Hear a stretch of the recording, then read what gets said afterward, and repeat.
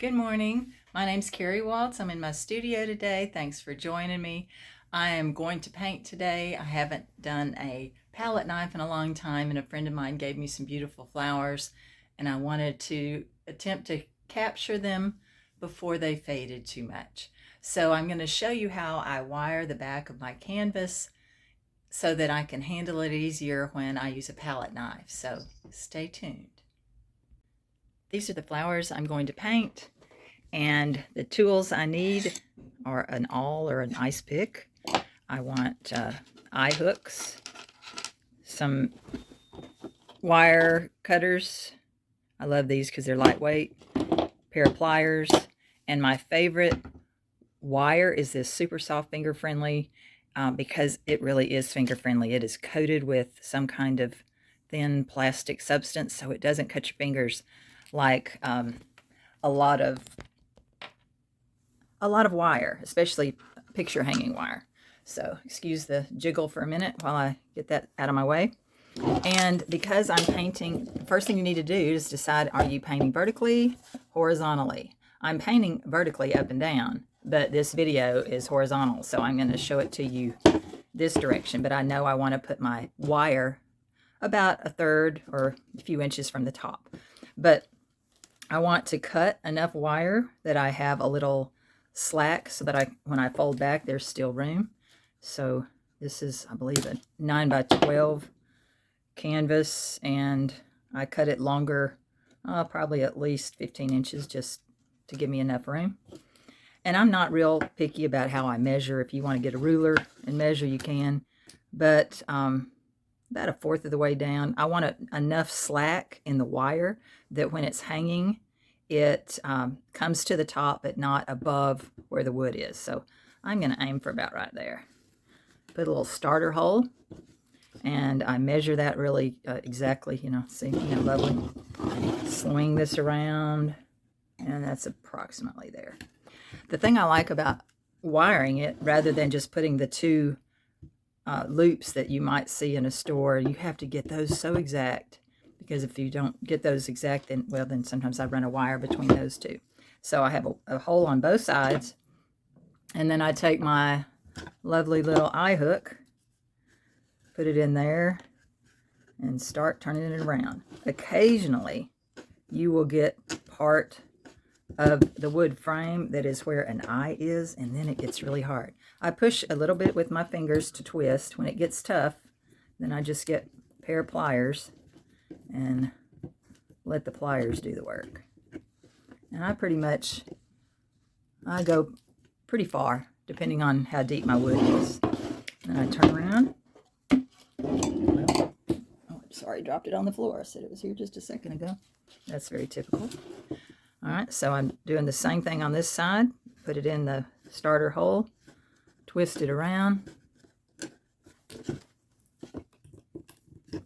And it's, this one's splitting the wood a little bit. Sometimes it does, but I've never really had it, well, if it's really thin, I don't do this, but I've never had problems with this.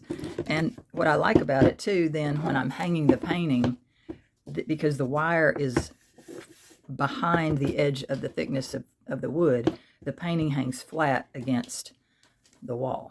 All right, I'm going to pull down so you can see this process a little bit more, because this is the confusing part. Well, it's not, since you've done it 1,000. I learned part of this knot from a woman who fishes. So some of this has to do with tying knots for lures, and I don't know anything about fishing. So if you do, you'll get the drift. So I want at least 3 inches slack when I do this, and I cross the wire maybe less than an inch out, and then I start twisting it's like a 90-degree up, and then a 180-degree down, and then a straight up, and then straight down. And I twist 2 times, but it's really close together.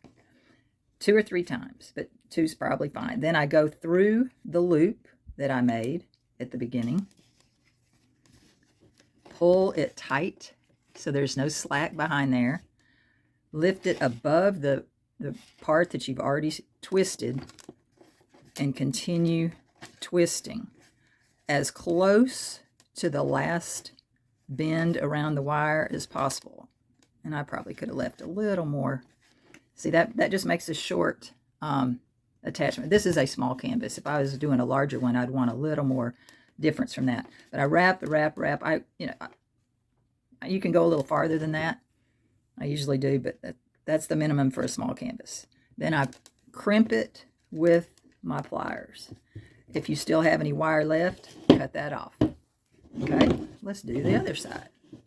So when I decide that, see, I want some slack. It's also so much easier to hang if there's slack. If it's straight across here and you're in a gallery and they have a certain type of hook, it's hard to get that up. So leave a little slack. So I'm going to figure out where the slack is and then bend back my wire according to where I want it. Okay, so now my wire's here. I have more than 3 inches on this side, so that's fine. So again, I just, it's less than an inch. I twist it. 1, 2. I have more wire this time, so I'll go ahead and go 3 times. 3, or 2.5.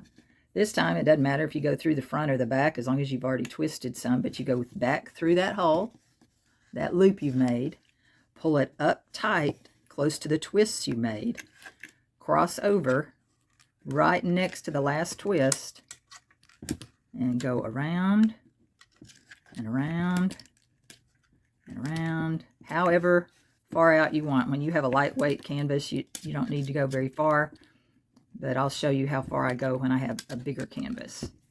I don't really think it matters because this is really secure. But usually for a larger canvas, I go at least maybe 3/4 of an inch. I never really measure it. Okay, so I have spare wire here that I don't need. Just clip it off close to it. And don't forget to crimp your wire. Now, I'm pulling really, really hard on this. It is not slipping. It's not moving. So this is going to give you a nice, secure loop to hold your painting. And I like to do this when I'm using a palette knife because, sorry about that, when there's times when I need to hold the painting at a different angle, and if I have it wired, then I have a handle. So there's my great tip of the day. I think it has saved me a lot of problems and set me up for success. So now, to remember when you set your canvas up to paint, be sure that this is at the top. I have forgotten a few times to look at the orientation of where my wire is, and I've accidentally done it this way, and then I just have to rewire it. It's no big deal, but it's just a little frustrating when you do that. Okay, hope this helped. If it did, give me a thumbs up, subscribe to my channel. I want to offer things that will help the artist, encourage anyone to be creative. There's so much joy in creating, and I hope you find it. Have a good day.